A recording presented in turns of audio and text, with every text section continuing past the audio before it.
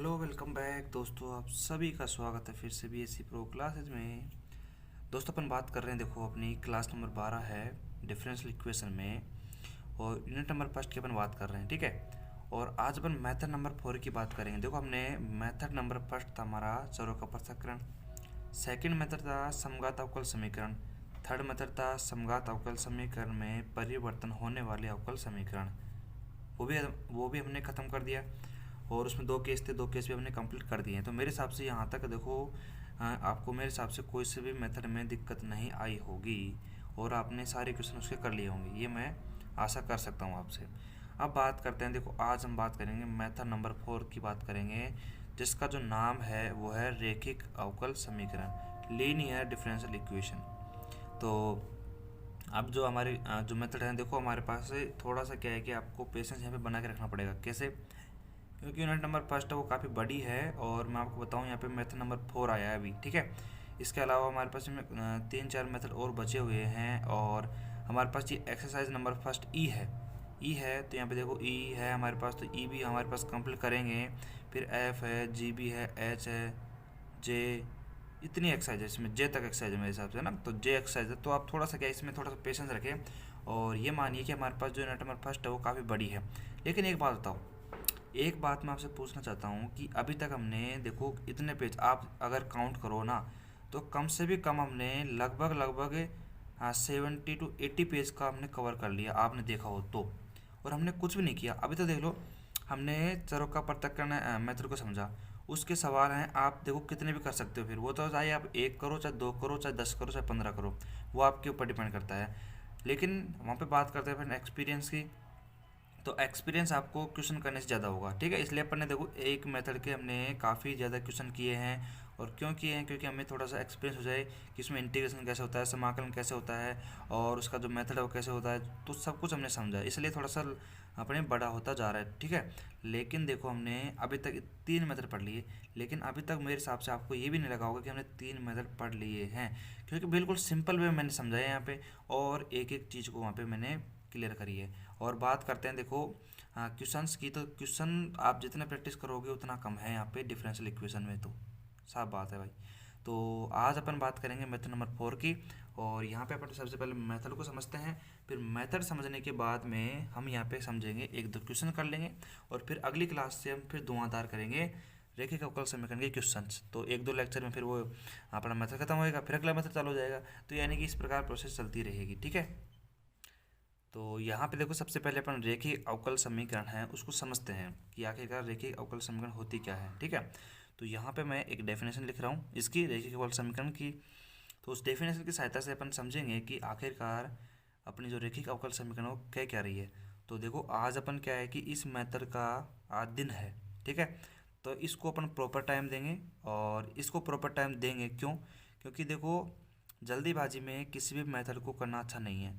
चाहे क्वेश्चन हम जल्दीबाजी में कर लेंगे, लेकिन मेथड को अगर अपन ढंग से समझेंगे तभी हमारे पास जो क्वेश्चन है वो क्लियर हो पाएंगे, और आगे तक याद भी रहेंगे मेथड की सहायता से। तो सबसे पहले यहाँ कोई अपन डेफिनेशन लिख देते हैं इसकी।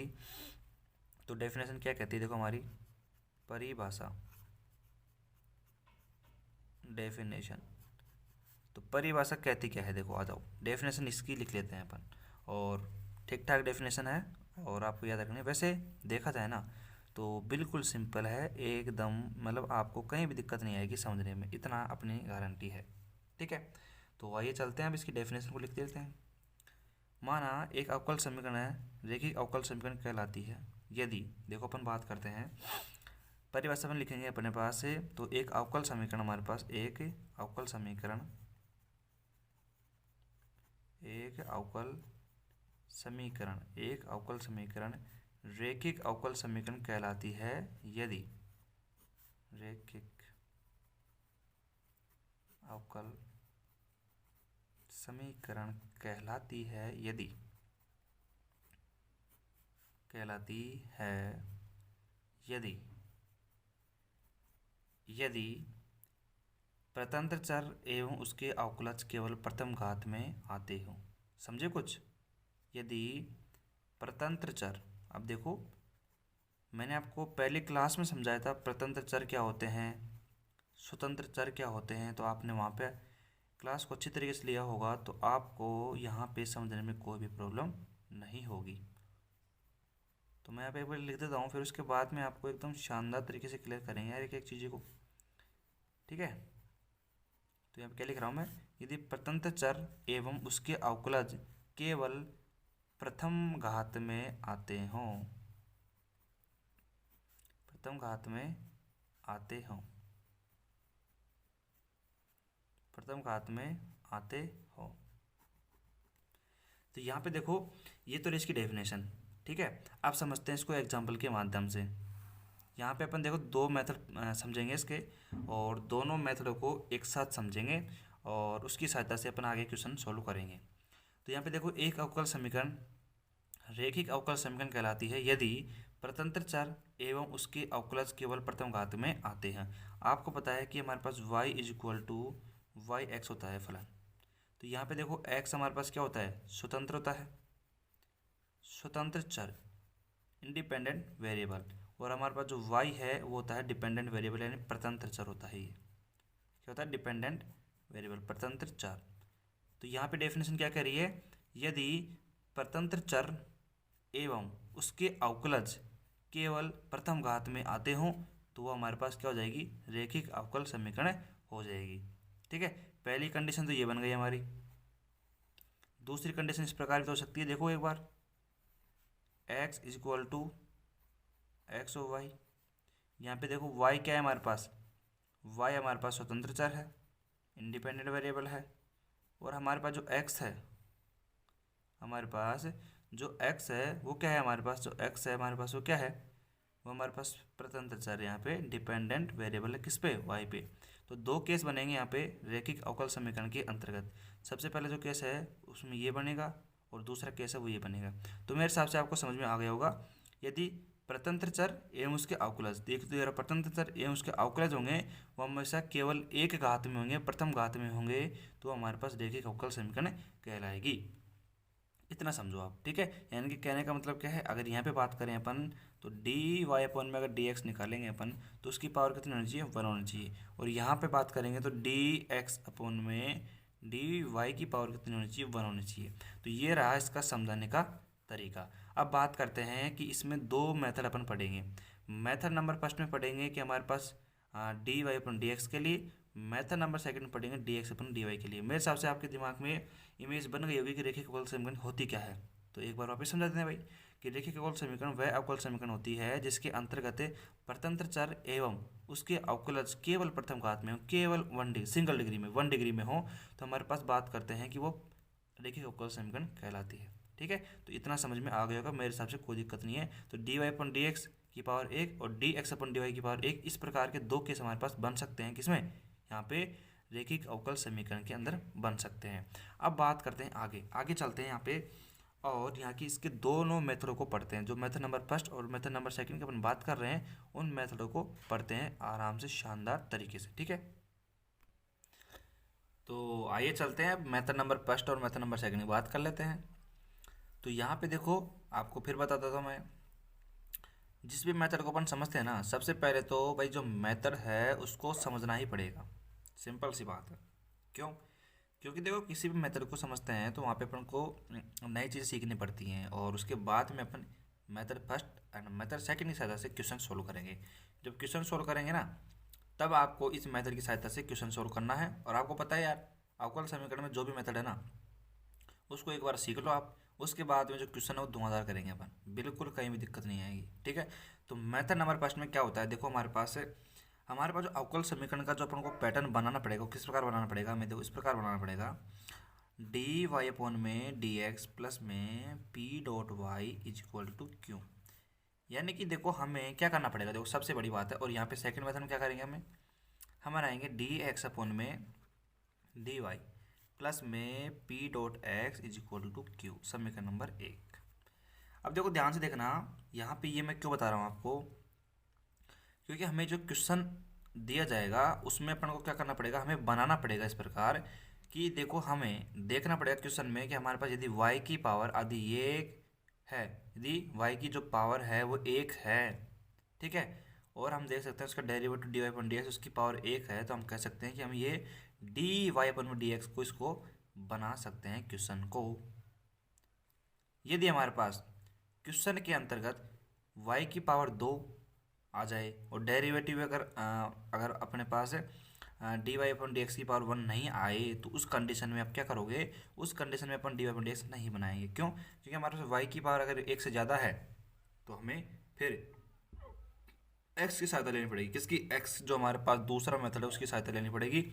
और x में क्या करेंगे फिर अपन, हमारे पास d x upon d y है तो d x upon d Y बनाएंगे फिर एग्जाम उसमें क्वेश्चन के अंतर्गत। तो यहाँ पे देखो सबसे पहले अपन को मेथड सीखना पड़ेगा। और उसके अलावा यहाँ पे अगर D y upon d x के गुणांक में यदि कोई भी यहाँ पे संख्या आती है तो उसका डिवाइड अपन करेंगे, और डिवाइड करके फिर अपन d y upon d x plus में p dot y is equal to q, इस फॉर्म में अपन क्वेश्चन को बनाएंगे और फिर उस क्वेश्चन को आगे सॉल्व करेंगे। सबसे पहला जो अपना काम रहेगा क्वेश्चन के अंतर्गत वो ये रहेगा कि हमें d y upon d x बनाना पड़ेगा प्लस में p dot y is equal to q, इस फॉर्म में हमें क्वेश्चन को बनाना पड़ेगा। और यदि d x upon d y बनता है तब ये करना पड़ेगा। इसके बाद में हमारा ये सवाल रहता है कि हमारे पास यहाँ पे जो p है, p व जो हमारे पास q है, p व q आखिरकार है क्या? तो देखो p और जो q है या तो हमारे पास क्या है, या तो हमारे पास इस x के फलन, यहाँ पे अगर कोई x आएगा हमारे पास, यदि ये y है हमारे पास है ना, तो y के अलावा हमारे पास समीकरण में x भी आ सकता है, आएगा ही नहीं आएगा। तो साथ में जो हमारे पास p और q है या तो x के फलन होंगे, या तो वो x के फलन होंगे, या हमारे पास क्या रहेंगे, वो कांस्टेंट रहेंगे। या तो फलन रहेंगे या फिर वो अचर रहेंगे, कांस्टेंट रहेंगे। ये दो कंडीशन हमारे पास बन जाएंगी x के फलन के लिए और यहाँ पे p और q के लिए। उसी प्रकार यहाँ पे बात करते हैं तो यहाँ पे जो p और q होंगे आपको पता है, p व q के लिए बात करते हैं तो आपको पता है यहाँ पे तो देखो d x upon d Y बनाया है, तो यहाँ पे जो अपने पास है या p एंड q फलन होंगे वो y के फलन होंगे या फिर हमारे पास कांस्टेंट हो जाएंगे। अभी देखो मेथड आपके मेरे हिसाब से नया मेथड है तो समझने में प्रॉब्लम आएगी आपको, और मैं आपसे कह रहा हूँ कि पहले मेथड को समझना पड़ेगा। ये तो अपनी क्या है कि कह सकते हैं कि अवकल समीकरण में एक पैटर्न है कि सबसे पहले अपन को मेथड समझना पड़ेगा। इसका तो कोई इलाज नहीं है, मेथड को तो समझना ही पड़ेगा। उसके बाद में जो क्वेश्चन है बस इसी मेथड के ऊपर चलेंगे, इसके अलावा कुछ भी नहीं आएगा, कुछ भी, ये गारंटी है अपनी। ठीक है, तो मेथड भी शानदार तरीके से समझ में आएगा। आप टेंशन ना लीजिए उस चीज़ की। तो यहाँ पे देखो अपन आगे चलते हैं, इसी के साथ में हमारे पास देखो ये कंडीशन अपन ने लिख दी। ठीक है, उसके बाद में अपन को क्या करना पड़ेगा, यहाँ पे देखो 12th क्लास में जब अपन इंटीग्रेशन निकालते थे, याद करो 10th क्लास में, 10th क्लास में नहीं 12th क्लास की बात कर रहा हूँ। 12th क्लास में जब अपन समाकलन निकालते थे तो वहाँ पे आपने पढ़ा होगा IF समाकल गुणांक, इंटीग्रेटिंग फैक्टर समाकल गुणांक है ये। और इसकी जो वैल्यू होती है e की पावर हमारे पास, तो यहाँ पे जो वैल्यू होगी ना हमारे पास e की पावर में हमारे पास वैल्यू होगी p डॉट डी एक्स। यानी हमें इस मेथड के अंतर्गत IF की वैल्यू निकालनी पड़ेगी जिसकी वैल्यू है e की power integration p dot d x. अब फिर अपन समीकरण 1 है हमारे पास उसका हल कर देंगे। तो समीकरण 1 का हल, तो समीकरण 1 का हल क्या कहता है कि समीकरण 1 हमारे पास है उसका यहाँ पे हल कर देंगे अपन। तो यहाँ पे अपन आराम से कह सकते हैं, क्या कह सकते हैं कि हमारे पास e की power p dot d x है। तो यहाँ पे अपन क्या करेंगे, हमारे पास जो पैटर्न रहेगा वो ये रहेगा कि y मल्टीप्लाई में IF जो अपन ने निकाल लेंगे यहाँ पे, और यहाँ पे RHS में क्या रहेगा, इंटीग्रेशन IF जो हमने IF निकाला उसका भी इंटीग्रेशन करेंगे, डॉट में हमारे पास जो Q है ना ये, इसे Q dot d x plus में C, ये हमारा पैटर्न रहेगा। अब देखो इतना सही मेथड है, बस ये अपन फॉलो करेंगे मेथड, बाकी अपन को कुछ नहीं करना है, बाकी सवाल अपना बिल्कुल सिंपल है। इसके जो सवाल हैं वो थोड़े कॉम्प्लिकेटेड नहीं है, सिंपल सवाल है, छोटी कैलकुलेशन है। हमने जो पीछे होमोजीनियस वाले किए थे, होमोजीनियस में रिड्यूसिबल वाले जो किए थे सवाल, वहाँ पे देखो हमने कैलकुलेशन थोड़ी बड़ी करी थी, लेकिन यहाँ पे कैलकुलेशन बिल्कुल सिंपल करेंगे अपन। और इसी प्रकार अपन बात करते हैं यहाँ पे, तो यहाँ पे भी देखो वही है हमारे पास जो समीकरण, आप देखो यहीं पे भी अपन को IF निकालना पड़ेगा, यानी इंटीग्रेटिंग फैक्टर निकालना पड़ेगा। तो e की पावर में यहाँ पे p डॉट डी एक्स है तो यहाँ पे भी p डॉट डी एक्स आएगा, लेकिन यहाँ पे p डॉट वाई आएगा यहाँ पे। ठीक है, यहाँ पे भी आएगा p तो, लेकिन dy आएगा यहाँ पे। ठीक है, उसके बाद में यहाँ पे देखो समीकरण 1 का हल करेंगे अपन। तो यहाँ पे समीकरण 1 का सॉल्यूशन करेंगे, हल करेंगे, तो अपन को देखो यहाँ पे क्या निकालना पड़ेगा, हमारे पास वाई मल्टीप्लाई में IF है ना, तो यहाँ पे अपन क्या करना पड़ेगा, देखो हमें यहाँ पे करना पड़ेगा x multiply I F is equal to integration I F multiply में क्यू डॉट, अब देखो डी एक्स तो यहाँ पे किया था तो डी वाई, जब अपन d x upon d y निकालेंगे तो यहाँ पे इंटीग्रेशन डी वाई निकालेंगे और यहाँ पे डी वाई के सापेक्ष समाकलन करेंगे। अगर हम यहाँ पे d x upon d y के सापेक्ष बनाते हैं अपन, तो यहाँ पे देखना हमारे पास जो समाकलन होगा वो डी एक्स से और डी एक्स के सापेक्ष से होगा। तो यहाँ पे देखो दोनों मेथड है, बिल्कुल सिंपल मेथड है, कहीं भी आपको प्रॉब्लम नहीं आएगी। और देखो यहाँ पे बात करते हैं देखो आई एफ की, तो आई एफ को आपको जानते हो, अगर आपने यहाँ पे 12th क्लास में निकाला भी होगा और नहीं भी जानते हो तो कोई बात नहीं, यहाँ पे फॉर्मूला होता है सिंपल इसका, I F is equal to, अब देखो ये तो हमने कर दिया, ये तो था मेथड, ये था मेथड। और जब आप इसका क्वेश्चन करेंगे तो क्वेश्चन करते ही हमको ये मेथड 100% क्लियर हो जाएगा, 100%, ये अपनी गारंटी रहेगी देखो। और अब हमारे पास ये जो दोनों मेथड हैं आपके 50% क्लियर हो गए होंगे, वैसे मेरे को कोई दिक्कत नहीं है। फिर भी अगर अपन यहाँ पे बात करें तो क्वेश्चन जब अपन करेंगे तो ये पूरा क्लियर अपना हो जाएगा। तो चलिए अपन क्वेश्चन कर लेते हैं, एक दो क्वेश्चन हमारे पास हो जाते हैं, इस मेथड के भी कर लेंगे, इसके भी कर लेंगे। तो सबसे पहले जो हमारा क्वेश्चन आएगा वो आएगा अपने D y upon d x method का। लेकिन देखो सबसे बड़ी जो चीज़ है यहाँ पे वो सीखने की क्या है, सबसे बड़ी चीज़ जो सीखने की है उसको मैं बताऊंगा, लेकिन क्वेश्चन लिखने के बाद बताएंगे उसको, ठीक है। अब देखो हमने यहाँ पे क्वेश्चन नंबर फर्स्ट ले लिया, हमारा क्वेश्चन नंबर फर्स्ट हमने यहाँ पे ले लिया है। और क्वेश्चन नंबर फर्स्ट को आप थोड़ा सा ध्यान से देखो, एग्ज़ाम में केवल आपसे ये पूछेगा कि ये क्वेश्चन को हल करो, आपसे ये नहीं कहेगा कि इसको रेखीय अवकल समीकरण से करो या फिर अपने हमारे पास होमोजीनियस से करो या फिर चरों के पृथक्करण से करो या होमोजीनियस में रिड्यूसिबल हमारे पास जो अवकल समीकरण है उससे करो।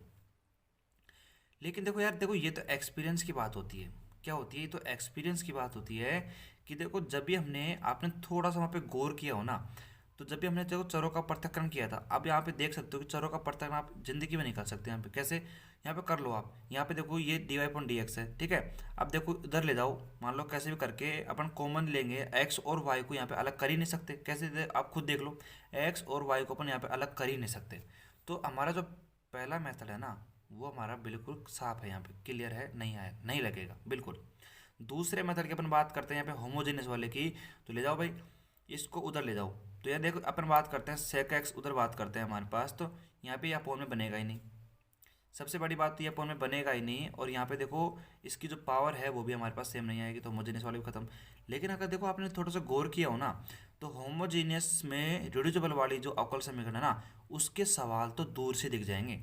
दूर से दिखने का मतलब क्या है कि वहाँ पे तो देखो हमारे पास संख्या आएगी ना वो कैसे आएगी, x y c and constant इस प्रकार से आएगी, तो उसके सवाल तो आपको मेरे हिसाब से दूर से चलते दिख जाएंगे, ऐसे सवाल हैं उसके। तो देखो किसी भी मेथड को स्टार्ट करते हैं ना अपन, उससे पहले अपन जो पिछला मेथड है ना उसको मतलब यहाँ पे लगा के ज़रूर देखना है अपन को कि वो लग रहा है कि नहीं लग रहा, क्योंकि देखो हमको पता है कि वो मेथड नहीं लगेगा, लेकिन हमारे दिमाग को भी पता होना चाहिए कि भाई देखो वो मेथड यहाँ पे इसलिए नहीं लगा क्योंकि यहाँ पे अपन वो काम नहीं कर सकते हैं, और वो काम नहीं कर सकते हैं बिल्कुल क्लियरिफिकेशन के साथ होना चाहिए कि वो काम अपन क्यों नहीं कर सकते हैं, तभी जाके अपन अगले मेथड की तरफ बढ़ेंगे। अन्यथा देखो आप कर लोगे, क्वेश्चन कर लोगे, हालांकि अपन देखो क्वेश्चन करने में हमें कोई दिक्कत नहीं होगी, क्वेश्चन अपन कर लेंगे, लेकिन क्या होगा हमारे साथ प्रॉब्लम ये होती है कि एग्जाम में जो हमारे पास क्वेश्चन आता है आपसे बोल दिया जाए सॉल्यूशन करो, हल करो, तो बच्चों के साथ प्रॉब्लम क्या होती है कि वो ये नहीं पहचान पाते यहाँ पे कौन से मेथड से इसको सोल्व करें। भाई हमको आप पता है, आपसे अगर बोल दिया जाए कि फिक्स ये हमारे पास होमोजेनियस से करना है तो आप तुरंत होमोजेनियस का मेथड लगा दोगे इसमें, ठीक है। लेकिन आपसे केवल ये बोलेगा कि इसकी अवकल समीकरण का हल करो, उस कंडीशन में आप क्या करोगे भाई, ये सबसे बड़ी बात है। और ये सबसे बड़ी बात है, अवकल समीकरण की सबसे बड़ी यहाँ पे जो डिफ़िकल्ट बात है ये यही है, और बाकी इसकी जो सारी कमजोरियां हैं वो कमजोरियां इसमें, बाकी सबसे बड़ी जो डिफ़िकल्ट अपन कह सकते हैं इसकी वो यही है कि यहाँ पे अपन को पता नहीं चलता कि अपन यहाँ पे कौन से मेथड से इसको सॉल्व करें। तो देखो ये तो क्या करना पड़ेगा, इसका एक ही इलाज है, प्रैक्टिस करो मेन तो, और प्रैक्टिस करने के साथ में स्मार्ट तरीके से प्रैक्टिस करो। कैसे, थोड़ा सा कंपेरिजन करो क्वेश्चन उसका, कंपेरिजन करो, और देखो आपको खुद के हिसाब से अपने हिसाब से यहाँ पे कंपेरिजन करना पड़ेगा। और यहाँ पे आप क्या करो कि देखो मतलब कंपेरिजन करके देखो जो मेथड हमें सेम से लगते हैं ना, जैसे मान लो अब इसको अपन होमोजेनियस में रिड्यूसिबल वाली जो अवकल समीकरण उससे करेंगे ना, तो हमारे पास से ये तो गारंटी नहीं होगा। क्यों? क्योंकि उसमें तो अपन बात करते हैं A1 B1 निकालते हैं, B2 निकालते हैं, तो वो तो बिल्कुल ही खत्म है, वो तो बिल्कुल लगेगा ही नहीं, उसको तो हटा दो। उसके बाद में हमारा होमोजेनियस वाला है, होमोजेनियस को लगा के देख लो भाई। जो हमारे पास समान तरीके के हमारे पास जो मेथड लगते हैं आपको, उनको एक तरफ कर लो और दोनों के सवाल एक तरफ करो और देखो भाई क्या इसमें डिफरेंस है। तो आप यहाँ देख सकते हो वो भी हमारे पास लागू नहीं होगा। तो प्रत्येक सवाल में अपन डिस्कस करेंगे कि हमारे पास पिछला जो सवाल मतलब हमारा मेथड है वो क्यों नहीं लगा और क्या कारण रहा कि हमने उसको उपयोग भी नहीं करा और इस मेथड का उपयोग करा। अब देखो धीरे धीरे अपन एक्सपीरियंस आएगा और जब हमारी यूनिट नंबर फर्स्ट खत्म हो जाएगी, पूरी खत्म हो जाएगी, तो अपन लास्ट में डिस्कस करेंगे सारे मेथड डिस्कस करेंगे। और मैं बताऊंगा कि आपको केवल यही मेथड पढ़ने हैं, बाकी 2-3 मेथड पढ़ के जाने हैं आपको, 3 से 4 मेथड पढ़ के जाने हैं, वहीं से आपको एग्जाम में पूरे 8 नंबर मिल जाएंगे।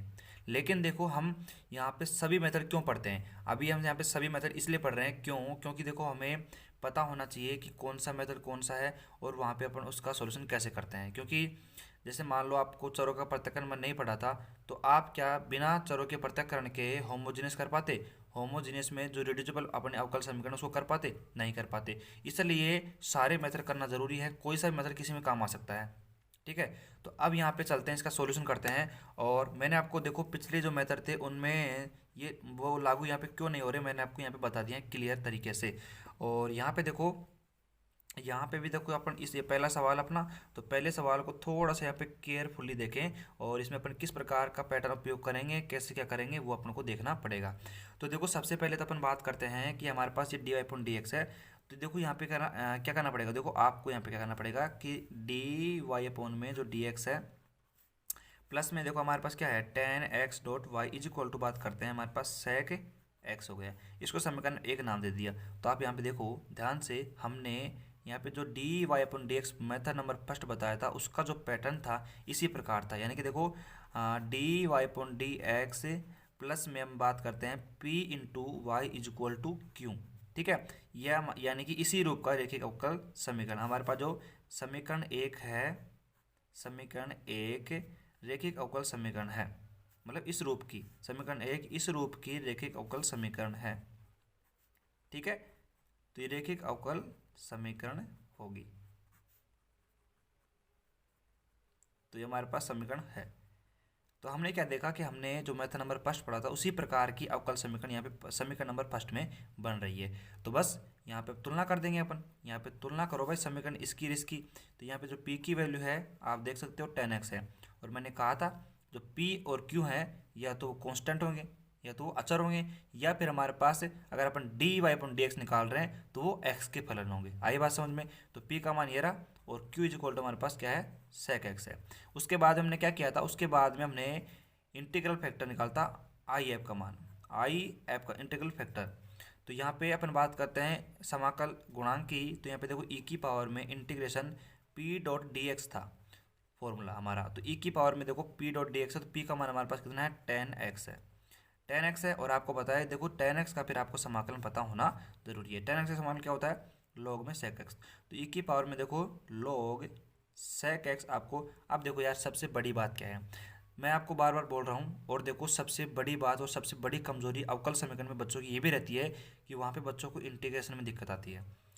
भाई अधिकतर बच्चों को इंटीग्रेशन में दिक्कत आती है, इसलिए मैं बोल रहा हूँ आपको कि हमारे पास जो 12th क्लास के इंटीग्रेशन के फॉर्मूले थे सारे, इंटीग्रेशन के और अवकलन के दोनों दोनों मतलब जब तक आप देखो अगर आप सेकेंड ईयर में आ चुके हो तो ये भाई मैं आपसे ये आशा भी कर सकता हूँ, एक्सपेक्ट कर सकता हूँ कि आपको सारे फॉर्मूले याद होंगे। किसके? अवकलन के और समाकलन के। तो दोनों के जो फॉर्मूले हैं वो वेरी वेरी इंपॉर्टेंट हैं और किसी भी कंडीशन में अपन काम ले सकते हैं उनको। देखो अपन फिजिक्स में भी काम ले सकते हैं उनको, केमिस्ट्री में भी आपके काम आ सकता है, और अपने मैथ में तो लेते ही हैं। तो मेरा निवेदन आपसे है कि सबसे पहले अवकलन और समाकलन के जो सारे फॉर्मूले हैं उनको याद जरूर कर लेना। ठीक है, अब यहाँ पे देखो याद अगर आपको इंटीग्रेशन यहाँ पे होता, और वैसे तो भाई ये तो सिंपल इंटीग्रेशन है, तो 12th क्लास का भी 12th क्लास में भी बिल्कुल निम्न तरीका का वो है इंटीग्रेशन, तो आपको ये तो याद होना ही चाहिए। तो फॉर्मूला ये पूरा अपना। तो यहाँ पे देखो e की पावर हमारा log sec x हो जाएगा। तो आपको पता है log और e हमारे पास क्या है, जाने दुश्मन है, तो आपस में एक दूसरे को कैंसिल कर देंगे, हमारे पास वैल्यू आ जाएगी sec x। तो यहाँ पे देखो हमारे पास जो आई एफ की जो वैल्यू आ गई है हमारे पास वो कितनी आ गई, sec x आ गई। इसको अपन यहाँ पे समीकरण नंबर 2 नाम देते हैं। तो समीकरण नंबर 2 अपने पास आ चुका है। तो यहाँ पे समीकरण नंबर 1 और समीकरण नंबर 2 की सहायता से अपन क्या करेंगे, देखो यहाँ पे देखना, समीकरण यहाँ पे 1 व 2 की सहायता से, 2 की सहायता से। तो यहाँ पे देखो अपन क्या करेंगे, हमारे पास जो फॉर्मूला है आगे का वो क्या कहता है कि आई एफ मल्टीप्लाई में हमारे पास यदि अपन यहाँ पे डी वाई अपन डेक्स कर रहे हैं तो डी वाई आ जाएगा, मल्टीप्लाई में कितना आ जाएगा, वाई आ जाएगा। उसके बाद में हमारे पास क्या आएगा, देखो ध्यान से देखने की कोशिश करना है यहाँ पे।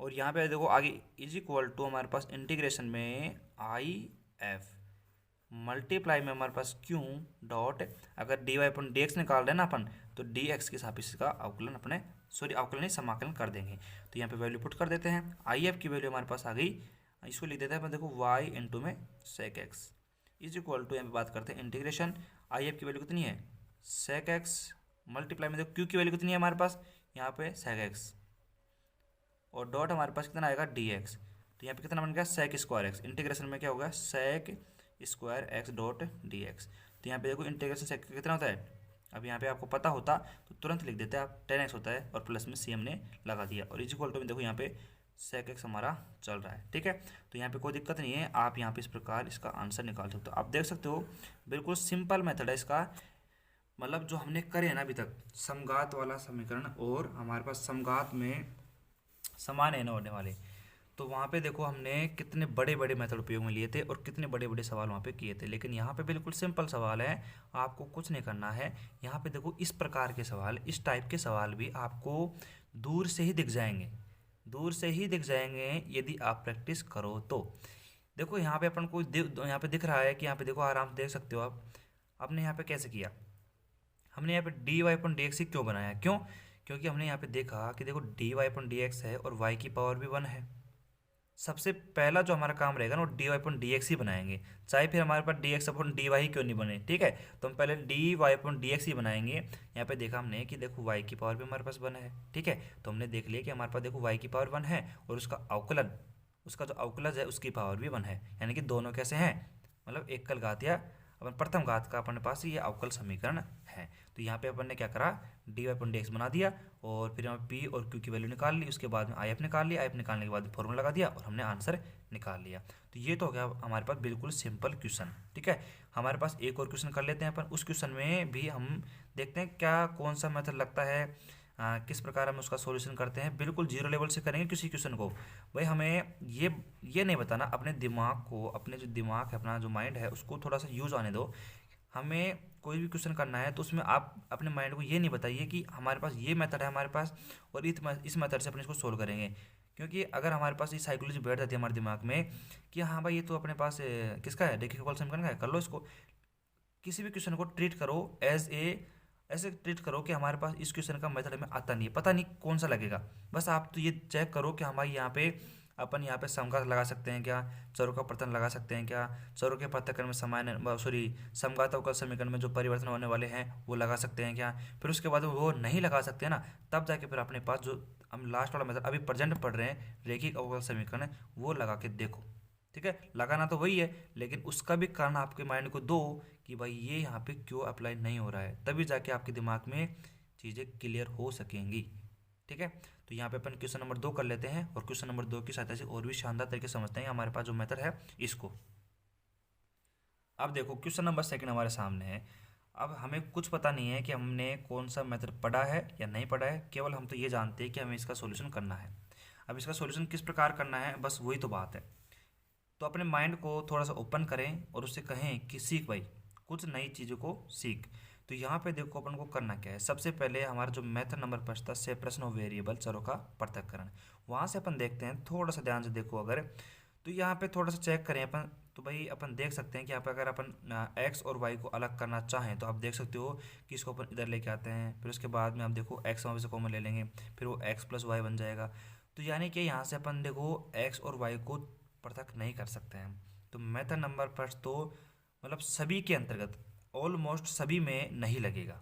आगे बात समझ में, तो वो तो बिल्कुल सिंपल मेथड था जो कि अपन ने मेथड नंबर 2 और 3 में उपयोग करा था, इसलिए अपन ने उसको समझा था, बाकी ये समझ लो आप। ठीक है, और बात करते हैं फिर उसके बाद में होमोजेनियस की, तो होमोजेनियस तो आप देख सकते हो कि होमोजेनियस हो ही नहीं सकता। आप खुद देखो यहाँ पे एक्स स्क्वायर प्लस वन आ रहा है और आपको पता है कि वहाँ पे सभी की घातें अगर बराबर होंगी तभी हमारे पास क्या होगा। देखो अगर अपन इसको उधर ले जाते हैं, 2xy, 4x स्क्वायर उधर ले गया, माइनस का 2xy, ठीक है। ऊपर देखो एक्स की पावर 2 है, बिल्कुल सही है। उसके बाद एक्स की पावर 1 है, बिल्कुल सही है। एक्स की पावर 2 यानी कि ऊपर की हमारे पास ऊपर की तरफ है।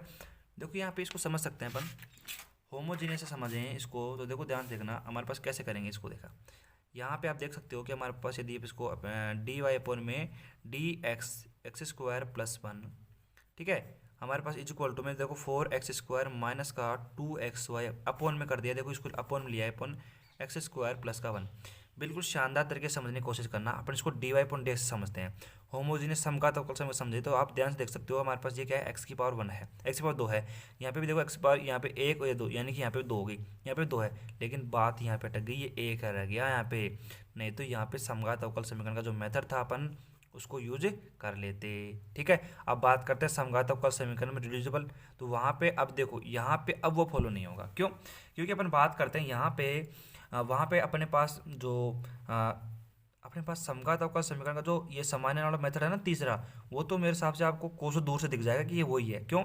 उसमें तो सिंपल ऐसे लिखता है आपको डी वाई अपॉन में d x is equal to x plus में वाई माइनस का वन और 2x प्लस में 3y प्लस का 2, इस प्रकार दिखेगा आपको। तो ये तो आपको दूर से दिख जाएगा, दूर से ही दिख जाएगा, ठीक है।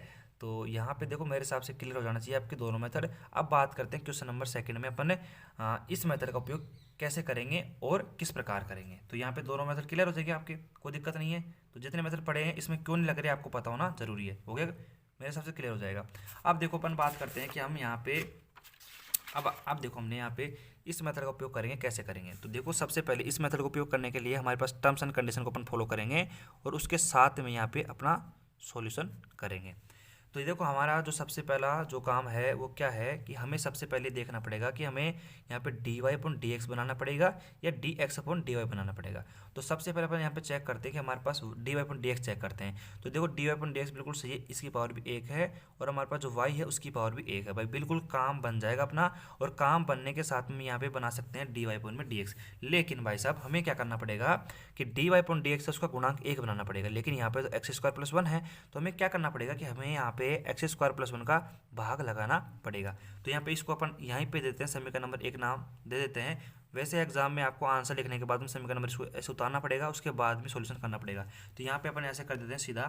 तो यहाँ पे करो देखो समीकरण एक में, तो हमारे पास जो समीकरण एक है, समीकरण एक में क्या करते हैं अपन, एक्स स्क्वायर प्लस वन है उसका भाग लगा देते हैं। इसका भाग लगाने पर, भाग क्यों लगा रहे हैं, क्योंकि हमें d y upon d x की जो वैल्यू है, गुणांक है इसका, उसको एक बनाना है।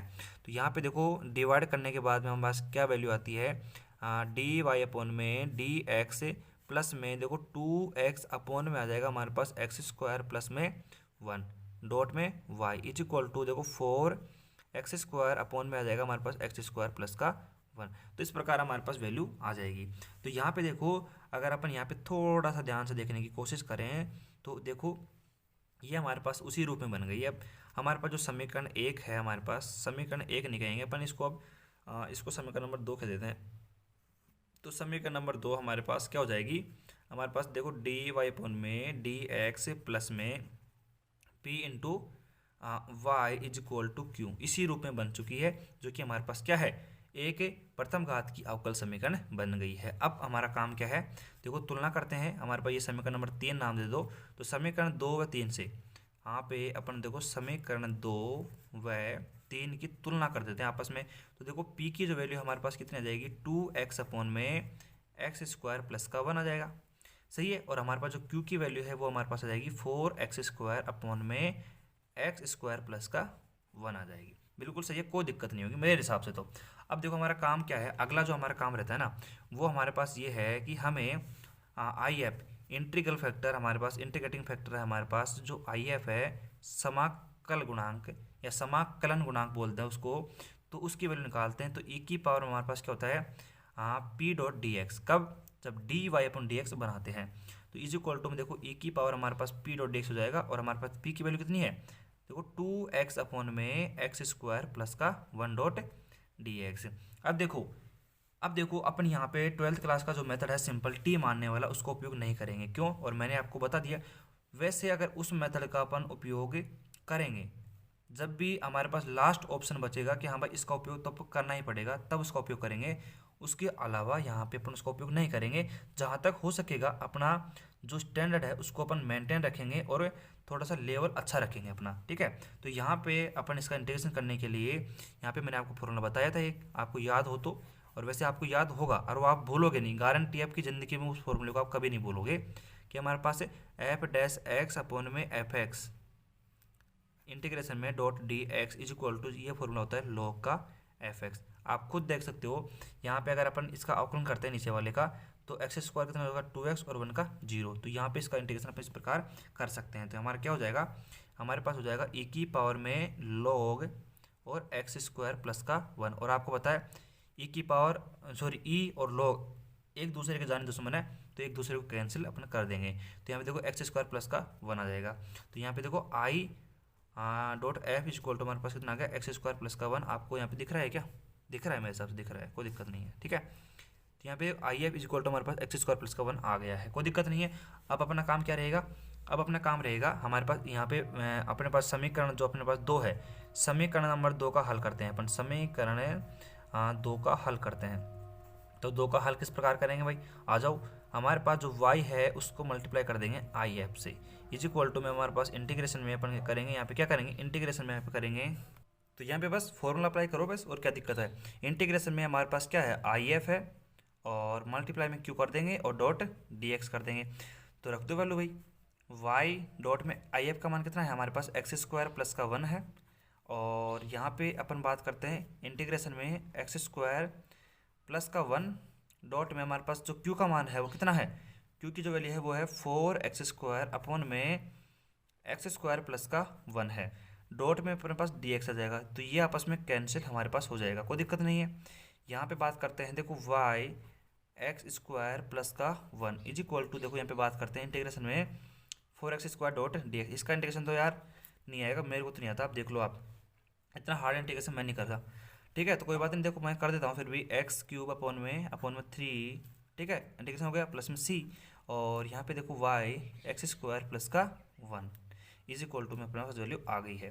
अब आप देख सकते हो ये हमारे पास सवाल है और ये कचरा सवाल है। मतलब अपन देख सकते हैं कि यहाँ पे अपने पास जो सवाल आया है ये मेरे हिसाब से तो कचरा सवाल है बिल्कुल।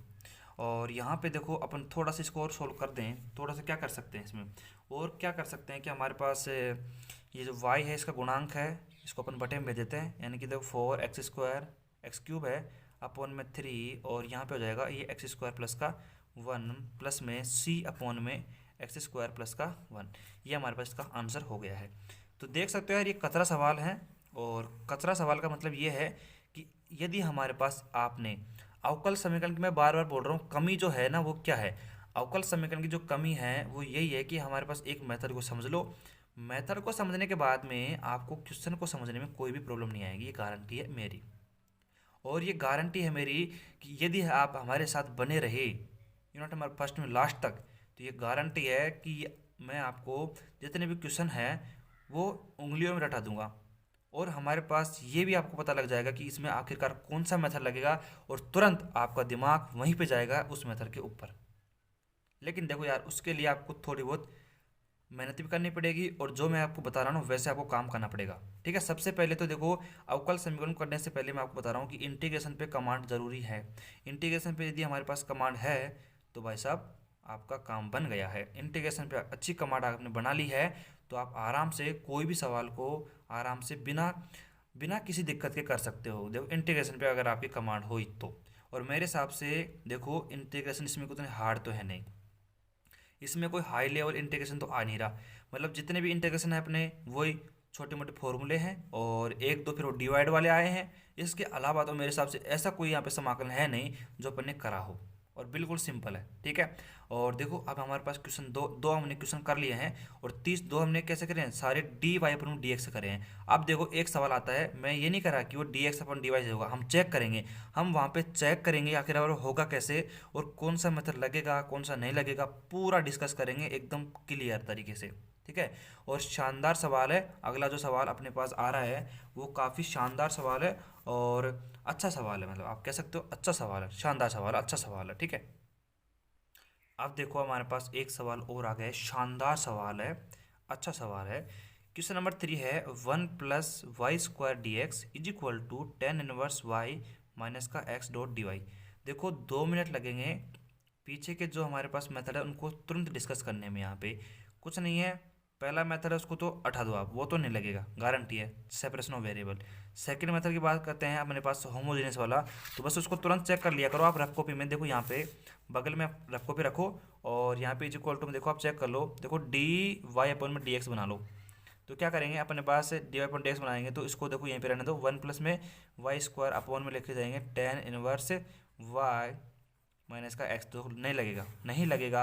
यहाँ पे देखो x की पावर 1 है, y की पावर भी 1 है, यहाँ पे इसकी पावर तो 0 ही है, y की पावर 2 है, तो होमोजेनस कैंसिल। उसके बाद में होमोजेनस में परिवर्तन होने वाली भी नहीं लगेगी, ठीक है। तो यानी हो गया मेथड, हो गया क्या भाई। तुरंत यहाँ पे जो दिमाग में जो चीज़ें हैं ना उनको क्लियर कर लिया करो, नहीं तो वही बात है फिर एक छोटी सी चीज़ भी नासुर बन जाती है बाद में। यानी कि एक छोटी सी चीज़ भी फिर क्या होती है, बाद में बड़ी हो जाती है, फिर वो चुभने लगती है आपको। क्या होता है कि कई बार आपने जो कॉन्सेप्ट आपके दिमाग में चलता रहता है और फिर आपके वो जो कन्फ्यूजन है वो आपके क्लियर नहीं होता है ना, तो फिर जो आपको आता है वो भी बुला देता है वो कन्फ्यूजन, ये फिर वहाँ पे बड़ी प्रॉब्लम रहती है। तो क्या करो, जो भी कन्फ्यूजन आए अपने दिमाग में, देखो कॉमन सवाल आता है, मतलब अधिकतर 90% बच्चों के सवाल ये आता है कि दिमाग में कि यार देखो हमने ये सवाल है लेकिन हम इसको कैसे करें, किस प्रकार करें। उसका दिमाग तो कह रहा है इसको समझ ले, लेकिन वो कह रहा है यार चल छोड़, क्या करेंगे, कैसे करेंगे, पता नहीं कैसे होगा इसका। तो भाई अगर आपने ऐसा कर लिया ना तो बस आप हो गए, ख़त्म हो गए आप, यानी कि आप फिर नहीं पढ़ सकते हो डिफरेंशियल इक्वेशन अवकल समीकरण को। क्योंकि यहाँ तो जो भी आपको डाउट दिखे ना पूछ लो भाई, फटाफट पूछो और जो भी है उसको क्लियर कर दो हैंड टू हैंड, नहीं तो फिर बाद में पता नहीं क्या हो जाएगा वो। फिर बाद में तो फिर आपको दिक्कत करेगा वो, पूरे पूरे पेपर में दिक्कत करेगा आपको वो डाउट। तो यहाँ पे हमने डाउट कर लिए, मेथड नंबर नहीं लगेगा, फर्स्ट सेकंड नहीं लगा, थर्ड भी नहीं लगेगा, थर्ड तो बिल्कुल ही नहीं लगेगा। अब बात करते हैं फोर्थ की, जो हमने आज स्टार्ट किया है। भाई ये क्या कहता है हमारा कि हमारे पास यदि प्रथम घात के अवकल समीकरण होना चाहिए, प्रथम घात का यहाँ पे अवकल समीकरण होना चाहिए। तो यहाँ पे हमने जनरली बनाते हैं डी वाई पर डी एक्स बनाते हैं। तो मैं यहाँ पे चेक करा कि देखो हमारे पास 1 + y² है। भाई देखो y की पावर तो 1 ही होनी चाहिए थी, y की पावर तो 1 ही होनी चाहिए थी, तभी जाके हम डी वाई पर डी एक्स बना सकते हैं। तो लेकिन यहाँ पे तो y² है, तो भाई तो गड़बड़ मामला हो गया। यहाँ पे तो हमें मेथड नंबर सेकंड का उपयोग करना पड़ेगा, जो हमारा इसमें समझाता हमने रेखीय अवकल समीकरण में, यानी कि हमें d x upon d y बनाना पड़ेगा। तो यहाँ पे देखो किसी भी सवाल को जल्दीबाजी ना करें, और वहाँ पे आप जल्दीबाजी में गलती से भी अगर आपने यहाँ पे d y upon d x बना दिया तो ये सवाल आपसे नहीं होगा, फिर नहीं होगा। आखिरकार आप थोड़े बहुत कर सकते हो उसको सोल्व, बाकी आगे जाके आप उसमें अटक जाओगे और लास्ट तक आंसर तक नहीं पहुँच सकते हो, ये अपनी गारंटी है, लिखवा के ले लो भाई साहब, ठीक है। तो यहाँ पे क्या करते हैं अपन, यहाँ पे क्या करते हैं अपन, इसका सॉल्यूशन करते हैं भाई, थोड़ा सा देखते हैं। तो यहाँ पे देखो अपन को d x upon d y बनाना पड़ेगा। क्यों बनाना पड़ेगा, इसका आपको प्रॉपर कारण मैंने दे दिया है। तो यहाँ पे क्यों बनाना पड़ेगा, आपको पता है कि यहाँ पे हमारे पास y² है, इसकी पावर 2 है। और तो यहाँ पे आपको पता है प्रथम, यहाँ पे रेखीय अवकल समीकरण डेफिनेशन क्या कहती है कि प्रथम घात का अवकल समीकरण होना चाहिए। ठीक है भाई साहब, कोई बात नहीं, मान लिया। तो हमने क्या कर दिया, जो हमारे पास ये समीकरण था इसको डी एक्स अपॉन में डी वाई में बना दिया, और इज इक्वल टू हमने क्या कह दिया, देखो ध्यान देखना, यहाँ पे डी एक्स अपॉन में डी वाई को मैंने बना दिया, इसको कोई दिक्कत नहीं है। और यहाँ पे देखो इसका गुणांक भी हमारे पास 1 में y², ऐसे कैसे है, ठीक है। उसके बाद में हमारे पास ये कितना है, हमारे पास टेन इनवर्स y माइनस का x, ये हमारे पास है। तो यहाँ पे क्या करेंगे, हमारे पास जो इसका गुणांक है इसको इधर भेज देंगे, यानी कि हमारे पास जो डी एक्स अपॉन में जो डी वाई है उसको भेज देंगे हमारे पास टेन इनवर्स y माइनस का x, अपॉन में भेजेंगे इसके 1 का y²। सही है भाई, कोई दिक्कत नहीं है। अब क्या करते हैं अपन, ये हमारे पास जो गुणांक भेजा है अपने, इसको इसके नीचे लगा देते हैं, इसको इससे नीचे लगा देते हैं। क्यों लगाते हैं, उसका कारण मिलेगा डी एक्स अपॉन में d y is equal to, यहाँ पे बात करते हैं फिर अपन, देखो ध्यान से देखना, हमारे पास देखो टेन इनवर्स वाई अपॉन में 1 + y² माइनस का 1 अपॉन में 1 + y² डॉट एक्स। अब देखो यहाँ पे हमें d x upon d y बना रहे हैं, आपको पता है कि यहाँ पे अपना जो पैटर्न रहता है सवाल का वो होता है d x upon d y p dot x is equal to q. तो यहाँ पे उसी फॉर्म में बनाने के लिए अपन यहाँ पे इसका डिवाइड किया है और यहाँ पे x का गुणांक बनाया है। तो देखो डी एक्स अपॉन में डी वाई प्लस में इसको इधर ले आओ, 1 अपॉन में हमारे पास 1 प्लस में y square dot x is equal to, यहाँ पे बात करते हैं अपन। तो देखो टेन इनवर्स वाई अपॉन में 1 प्लस का वाई स्क्वायर। तो यहाँ पे देखो हम तुलना कर सकते हैं, फिर वही हमने वहाँ पे वो लिखना पड़ेगा। तो डी एक्स अपॉन में डी वाई प्लस में p into x is equal to q. तो हमारे पास जो समीकरण नंबर इसको अपन 1 दे सकते हैं। तो समीकरण जो हमारे पास 1 है वो हमारे पास इसी रूप की प्रथम घात के इक्वल समीकरण है। तो यहाँ पे देखो तुलना कर दो, फिर यहाँ पे ये समीकरण नंबर 2 दे दो इसको। तो समीकरण 1 और 2 की तुलना करने पर, समीकरण 1 व 2 की तुलना करने पर, एग्जाम में आपको इसी प्रकार करना है, बिल्कुल छेड़छाड़ी नहीं करनी है इसमें। तो यहाँ पे देखो p इज इक्वल टू हमारे पास क्या आया है, 1 अपॉन में 1 प्लस वाई स्क्वायर आया है हमारे पास। ठीक है, इसको अपन ऊपर कर देते हैं मैं थोड़ा सा। हमारे पास क्या आ गया, p इज इक्वल टू हमारे पास ये आ गया, और q इज इक्वल टू हमारे पास क्या आ गया, q इज इक्वल टू हमारे पास आया है टेन इनवर्स वाई अपॉन में 1 प्लस का वाई स्क्वायर आया है। ठीक है, तो यहाँ पे अपन इसको समझ लेते हैं, कोई दिक्कत नहीं है। आप देखो आगे, आगे देखो, आगे हमारा जो काम रहता है वो आई एफ निकालता रहता है, अर्थात इंटीग्रेटिंग फैक्टर है हमारे पास, समाकलन गुणांक वो निकालना पड़ता है, e की पावर में p डॉट। अब देखो हमने क्या निकाला है, d x upon d y निकाला है, तो p डॉट डी वाई करेंगे। इसका आपको ध्यान रखना है, यहाँ पे आपको गलती नहीं करनी है। कई बार क्या करते हैं बच्चे यहाँ पे गलती कर जाते हैं और यहाँ पे p डॉट डी एक्स लगा देते हैं। क्यों? क्योंकि फ्लो में अपने जो क्वेश्चन करें 2-3 वो हमने p डॉट डी एक्स से करें, और अधिकतर जो क्वेश्चन करेंगे ना वो p डॉट डी एक्स से करेंगे, लेकिन यहाँ पे अपन p डॉट डी वाई करेंगे क्योंकि अपने D x upon d y निकाला है यहाँ पे। ठीक है, तो p डॉट डी एक्स अपन ने p डॉट हमने क्या करना है, डी वाई करना है यहाँ पे। तो यहाँ पे बस सिंपल अपन को वैल्यू रख देनी है, e की पावर हमारे पास p की वैल्यू कितनी है, 1 अपॉन में 1 plus y square dot d y है। ठीक है, कोई दिक्कत नहीं है। अब यहाँ पे आगे सोल्व कर दो इसका। आप देखो वही बात अब आ जाती है, वही बात अगर आपको यहाँ पे फॉर्मूला याद होगा किसका, 1 अपॉन में 1 प्लस ए स्क्वायर का फॉर्मूला अगर आपको याद होगा तो आप इसका आराम से लिख सकते हो, अन्यथा आपको यहाँ पे दिक्कत आएगी। ठीक है, फिर बोल रहा हूँ वापस, समाकलन और अवकलन दोनों आपके, और मोस्टली इंटीग्रेशन आपको बहुत ही अच्छी तरीके से आना चाहिए। और मैं इसे नहीं कह रहा आपको हाई लेवल का इंटीग्रेशन आना चाहिए, बिल्कुल नहीं। मैं बात कर रहा हूँ ओनली फॉर्मूले की, और वहाँ पे जो छोटे छोटे कॉन्सेप्ट अपने उनकी बात कर रहा हूँ। मैं वहाँ पे हाई या बड़े बड़े जो हमारे पास इंटीग्रेशन उसकी बात नहीं कर रहा मैं केवल फॉर्मूले की बात कर रहा हूँ। ठीक है, फॉर्मूले आपको रटे हुए नीचे जुबान पे। कोई भी आधी रात में खड़ा करके आपसे पूछे कि हमारे पास जो सूत्र पूछ लिया आपसे इंटीग्रेशन के, तो फिर आपको तुरंत जवाब आना चाहिए, बिल्कुल बिना सोचे समझे उसका आंसर आना चाहिए। ऐसी अगर आपकी प्रैक्टिस होगी समाकलन में तो अवकलन में आप कहीं भी नहीं अटकोगे, ये मेरी गारंटी है। तो यहाँ पे आई एफ का जो मान है अपने पास वो क्या है कि हमारे पास ये है, और आपको पता है ए की, और आपको पता है 1 अपॉन में 1 प्लस ए स्क्वायर का फॉर्मूला क्या होता है, टेन इनवर्स एक्स होता है, टेन इनवर्स एक्स होता है। लेकिन अपन यहाँ पे वाई की बात करें तो टेन इनवर्स वाई हो जाएगा फॉर्मूला हमारा। तो ए की पावर में हमारे पास फॉर्मूला क्या आ गया, टेन इनवर्स वाई आ गया हमारे पास फॉर्मूला। ठीक है, और ये हमारे पास आई एफ का मान आ चुका है। ठीक है, अब क्या करेंगे अपन, इस आई एफ का उपयोग कर लेंगे और आगे क्वेश्चन को सोल्व कर लेंगे। तो यहाँ पे अपन थोड़ा सा इसको ऊपर कर लें तो काफ़ी अच्छा रहेगा। वैसे तो हो जाएगा ये पूरा इसी में, लेकिन इसको कर ले तो काफ़ी अच्छा रहेगा। देखो यहाँ पे, तो यहाँ पे देखो अपन ने आई एफ निकाल लिया। अब करते हैं यहाँ पे अपन आगे सॉल्यूशन, समीकरण हमारे पास जो 1 है इसका आगे का सॉल्यूशन, समीकरण 1 का हल। तो समीकरण 1 का हल किस प्रकार करेंगे, आपको पता है हमारे पास d x upon d y निकाला है, तो एक्स से मल्टीप्लाई में I F is equal to हमारे पास इंटीग्रेशन में बात करेंगे हमारे पास आई एफ और मल्टीप्लाई में क्यू डॉट डी किसके सापेक्ष आएगा, यहाँ पे अपन d x upon d y के सापेक्ष कर रहे हैं, तो आपको पता है यहाँ पे जो अपने पास आएगा वो डी वाई आएगा। बिल्कुल सही है। यहाँ पे बात करते हैं आई एफ का जो मान है अपने पास कितना है, एक्स डॉट आई एफ का मान है e की पावर में tan inverse y is equal to integration I F का मान e की पावर कितना है हमारे पास टेन इनवर्स वाई डॉट हमारे पास कितना है, हमारे पास q की वैल्यू है हमारे पास, देख लो आप q की वैल्यू कहाँ है भाई, कहाँ, ये रही ये छुप रही q की वैल्यू। तो q की वैल्यू हमारे पास कितनी है, हमारे पास है टेन इनवर्स वाई अपॉन में है हमारे पास 1 प्लस में y square dot d y. अब देखो मैंने आपसे क्या कहा था कि यहाँ पे अपन को सेकेंड ईयर में अपना लेवल नहीं गिराना है और काफ़ी अच्छे तरीके से इसका इंटीग्रेशन यहाँ पे करना है। लेकिन देखो मजबूरी का नाम है महात्मा गांधी, और मजबूरी में तो देखो हर एक काम करना पड़ता है। और देखो यहाँ पे हमारे पास लास्ट ऑप्शन बचा है कि हमें यहाँ पे मानना पड़ेगा, यानी कि टी मानना पड़ेगा ही पड़ेगा, यानी कि हमारे पास अब कोई ऑप्शन है ही नहीं। तो इस कंडीशन में फिर अपन 12th क्लास की सहायता लेंगे। और यहाँ पे देखो हम क्या करते हैं, हमारे पास जो टेन इनवर्स वाई है, अगर इसको अपन टी मान लें तो आपको पता है टेन इनवर्स का जो अवकलन होता है, अब देखो अवकलन भी काम आएगा, अवकलन भी काम आएगा।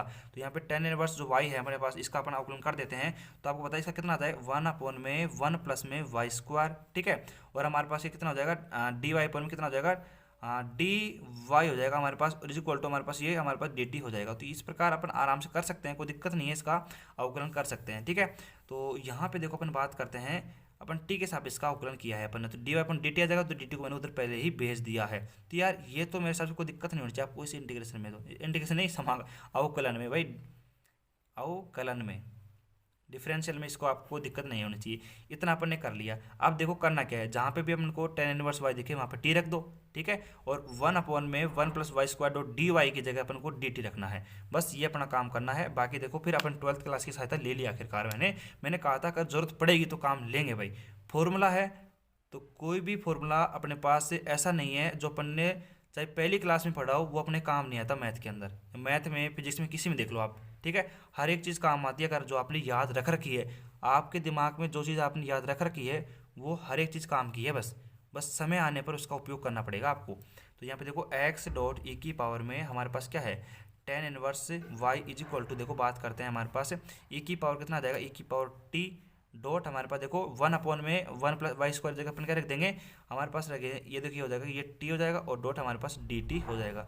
तो हमने यहाँ पे ये कर दिया, कोई दिक्कत नहीं है। अब देखो दो फॉर्मूले मैं आपको ऐसे बता रहा हूँ जिनको तो आपको आपकी ज़िंदगी में कभी नहीं भूलना है, और हमेशा की तरह आपको आपके दिमाग में उसको रखना है, मतलब जहाँ भी आप अपने दिमाग में उस चीज़ को रख सकते हो वहाँ पे रख लो, लेकिन ऐसी जगह पे रखो जहाँ पे आपको तुरंत फॉर्मूला याद आ जाए।